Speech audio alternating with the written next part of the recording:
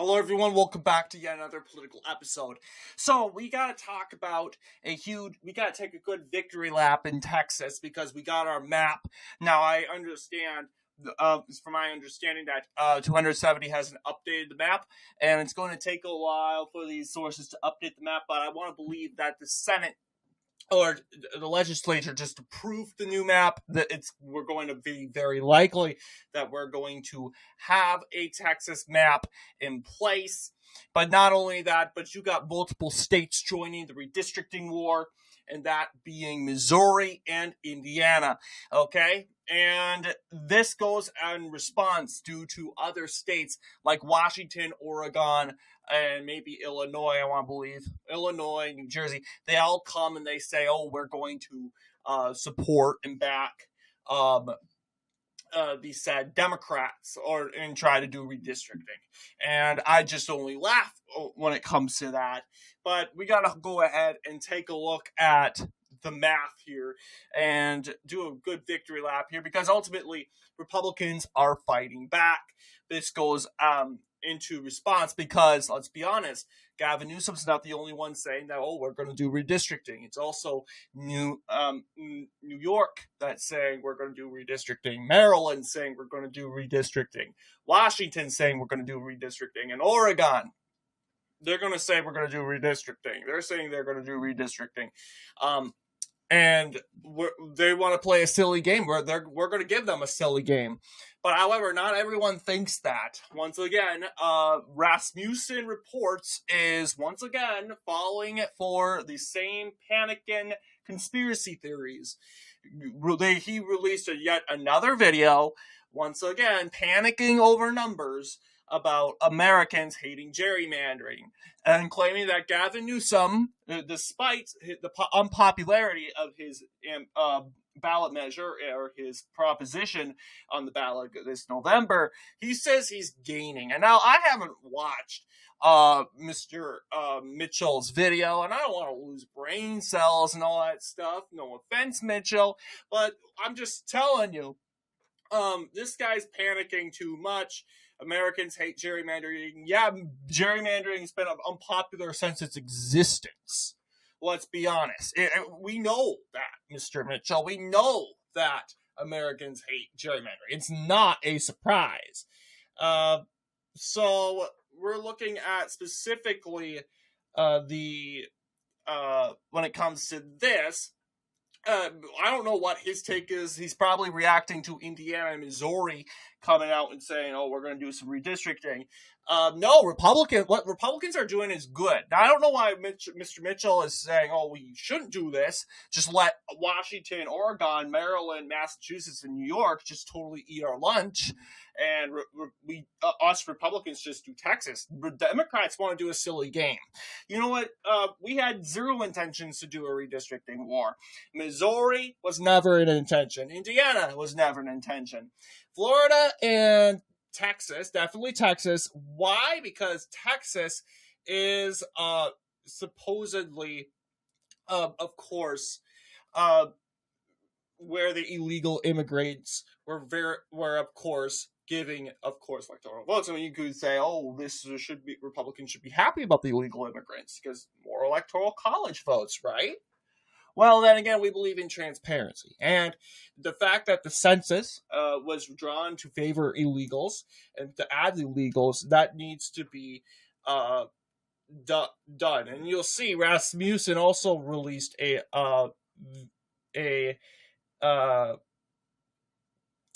poll, bomb-dropping poll that was released, saying that 57% of Americans support redrawing the census or redoing the census to oust out the illegals.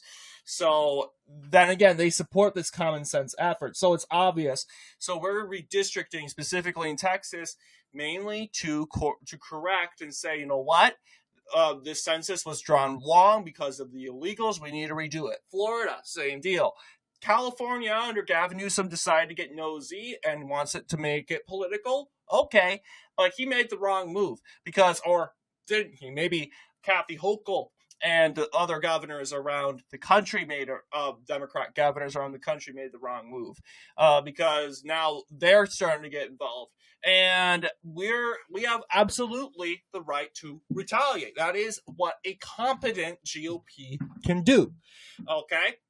So what I want to go through today is kind of go through the implemented changes, specifically in the red states that are beginning to do redistricting. Let's go ahead and fix Texas, because we can officially add the red districts, or we can actually say in alleged responses that they are safe Republican districts. So we can go ahead and add Julia Johnson's district.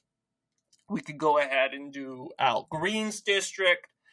Okay, so this is the new map. So you got 213 for Republicans officially to 202 for Democrats.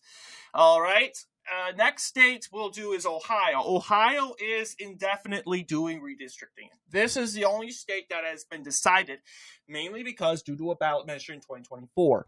And the Democrats, we know, will be crying, boo-hoo-whining and crying, regardless over this.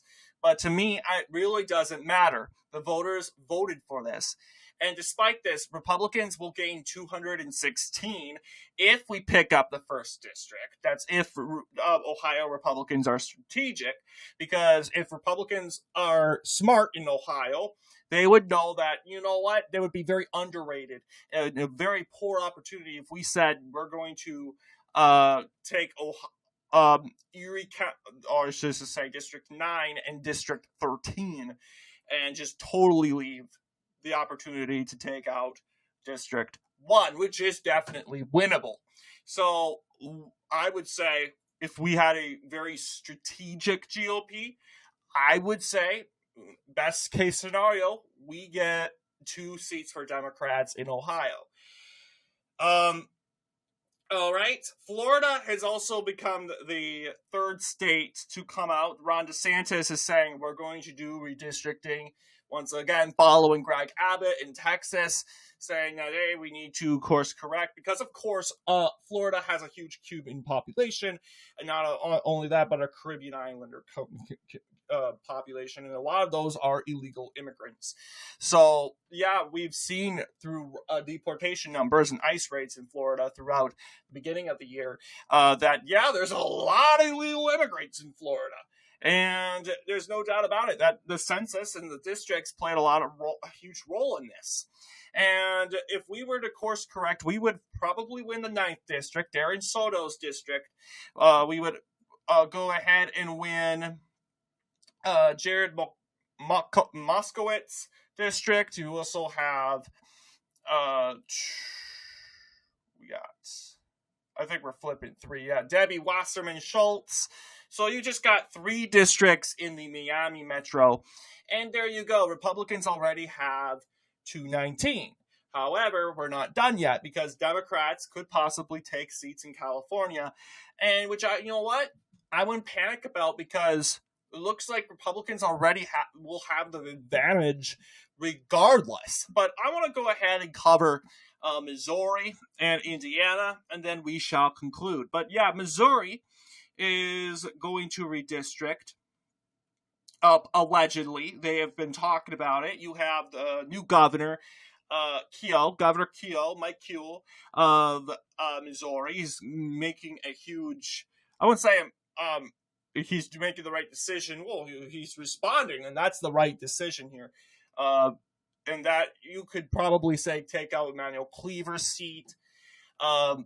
And there you go. Well, actually, Emmanuel Cleaver, yeah, it depends on where the borders of the 5th district would go. You could say that this little stub would become the new south of the district, and the district's just going to be this circle area. Then that would be relatively a Republican district, believe it or not. You could add the 4th district, shrink the 4th district into the 7th district. It's going to be very interesting how they draw the map. But obviously, we can flip Kansas City, Missouri 5, And not to mention, they act like, oh, they're going after Emmanuel Cleaver. Emmanuel Cleaver is an insider politician who's been in there since 2005. Okay? I was 2 years old when this guy's been in office forever. He is a veteran, or I would say just a veteran of the House of Representatives. He needs to leave eventually. And what better time than to do this than now? But obviously, they will go and make this all about, oh, Emmanuel Cleaver's the victim. No, you're just mad that we're taking a seat. Another seat. But Indiana is also moving forward. And who knows? Republicans might be able to carry every seat in Indiana. Now, it's possible that the 7th District will still be Democratic in the end. You could try to Utah this district up, as I like to say. That's kind of in best case scenario. But you would definitely redistrict the 1st district. When you say redistrict Indiana, everyone, Republican, Democrat, they all will know what you're talking about. Indiana won. That's basically Democrat due to the Chicago Metro. But if you expand Chicago 1 all the way down, probably to touch District 8 right here, solid Republican for sure. And that's pretty much a obvious win for Republicans. But so this is, in the end, Indiana, Texas, Ohio, Florida, all these red states, they're coming out to redistrict. And they all come and they say, okay, obviously Democrats, and they could add a couple more states. But let's go ahead and see. Now, California is going to be interesting. Now, here's the fun part. We could actually win in regards to Gavin Newsome is giving Republicans something to win. I've explained that in my last video. Well, not my last video, but Gavin Newsom's giving Republicans seriously something to carry and to win in the said 2025 year, and the next election's coming up in a few months. Because if they lose New Jersey, Virginia, and they win this, then hey, they could arguably say, hey, you know what? We won in 2025, mainly because we won the most competitive race. We won the most consequential race. And that, no doubtably, is the ballot measure that's going to be on the ballot.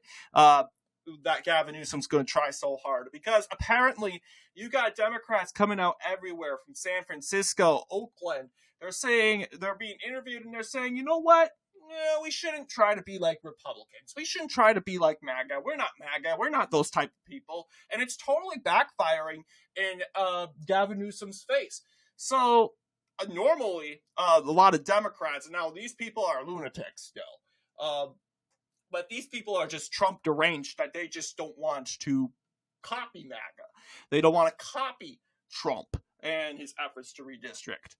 Gavin Newsom's doing impulsive, childish tweets like I wouldn't say Trump's doing the childish tweets. And here's the funny part: Trump doesn't do all bolded letters. Like sometimes he will if there's an important message or an important news. There's context into that. Gavin Newsom just puts it all in caps and puts out dozens of exclamation points, like he's trying to tell us something. Like, seriously, this guy's a load of cope. But if Democrats were to succeed, they pick up the solid districts like the 13th district. They pick up Ken Calvert's district. They go, and maybe, who knows, they could try to get Young Kim's district in. They would definitely keep the 45th district. San Diego, the 48th district would go. So those you got 41, 48, and 13th district added. And seeing how greasy Gavin is, you could say, oh, they could add the 40th district, or they could add the 1st district, or possibly the 3rd district. That's always been an option. And you'll see Republicans are just one seat away into claiming the majority. Democrats under Gavin Newsom, they're not really doing much damage. And that's why I think you have other governors coming out and like Kathy Hochul, she's coming out and she's saying, we need to do redistricting. And I'm like, what? You guys definitely don't care about the illegal aliens, so that's not the reason why you're doing redistricting. But what seats could they possibly pick up? You could possibly say they can flip Michael Lawler's seat, which would be sad for him. Sad to see Michael Lawler go. And here's the funny thing. Staten Island, I don't think they're going to flip this 11th district. Because you look here, you could see what Democrats are doing. The 11th district, they added a little bit of Brooklyn. They could try to expand it into this, but it's not going to work that much. Richmond County, otherwise Staten Island, is pretty populated. So I don't think they're going to flip that. It's just too small and compacted. But they could pull something off in Long Island. You got the 4th district. You could try to get this into the 5th district or add something from the 8th district. That's kind of what they could do. How are they going to win the 24th district? I don't know, honestly. I mean, you could try to take parts of, let's see, parts of, try to think. You could take parts of, Buffalo, and I think this is either Rochester or Buffalo, but it's not going to do much. So, yeah, I don't think this is probably all Democrats are going to get, and not really. It's just 216. Republicans get 216, and you got Oregon, who also says they're going to do redistricting, but I can't really take. How are they going to do that though? They're probably going to, what Red Eagle likes to call, dummy mander it. Because, sure, you could have the 2nd district. You could have it go into parts of Multnomah County. It's kind of hard to see, though, all of this, the 2nd district, go Democratic all of a sudden. So it's kind of hard. And sure, like, let's just say they managed to flip the 2nd district Democratic. But they flip back, they make the 5th district more Republican. So really, the numbers, they don't seem like they're going to change. Oregon's a dummy gerrymandered state already as it is. So I'm not really necessarily concerned. They've gerrymandered it so much. So much that I don't think they could possibly pick up the 2nd district. Now, Washington's a bit different. They could actually get away with maybe helping Marie Perez keep her seat. But they could also probably win the 4th district, and that's it. Like, I don't see them flipping the 5th. It's probably looking no real changes when it comes to that. All right. New Jersey is a big gerrymander, and it's gotten more Republican, and it's going to be interesting because, let's just say, worst case scenario for Democrats, they lose New Jersey this year, and Shirelli wins. That redistricting effort is going to fall apart quickly, and it's kind of interesting why Governor Murphy thinks we're suddenly doing it right now, because Governor Murphy probably knows that he could lose. Mikey Sherrill could lose. Not trying to get people excited on purpose, but it's possible. But you got the 7th and the 4th district they could try to redistrict. Even though the 4th district's got to be a little bit interesting to see how you're going to do that. Okay? And I would say, hypothetically, this is an unrealistic scenario. Mainly because, realistically, how they're going to do that and such, like, all the Democrat states, it's just, I can't necessarily think it's going to happen. Let's just say Virginia, what does redistricting, worst case scenario, for us, Earl Shears loses, and Abigail Spanberger wins, What would change? Interestingly enough, I think they would solidify the 2nd district probably.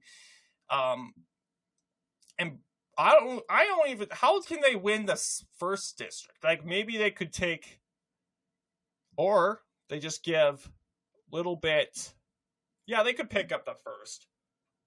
And I'm having a hard time. I'm thinking they're going to win the 5th, but you see, yeah, Democrats would catch up to Republicans. Republicans still, however, hold the lead. And you're getting less compatible states. Maybe Colorado will redistrict, just because Jared Polis is a big snake. And I'm just saying this is a worst case scenario if gerrymander war goes wrong. And I would say it would look something like this. Now, Democrats take the lead. But hey, you know what? We couldn't say, I mean, let's just be honest. Republicans are stepping up the game out of the sudden. They are stepping up the game. Republicans are willing to play back and fight back. And not to mention, I haven't even made it clear that, that all these states like Colorado, Virginia, would actually redistrict. Minnesota has come out and said that they're not going to do redistricting. And even though that they could pick up my district, the 6th district, which is my congressman, Tom Emmer, they could try to oust, I think, but he's a major leader, and I think that's going to be consequential. So I think that's going to be interestingly enough. But anyway, what do you guys think in regards to this video? Let me know down below, and as always, I will see you all in the next political episode.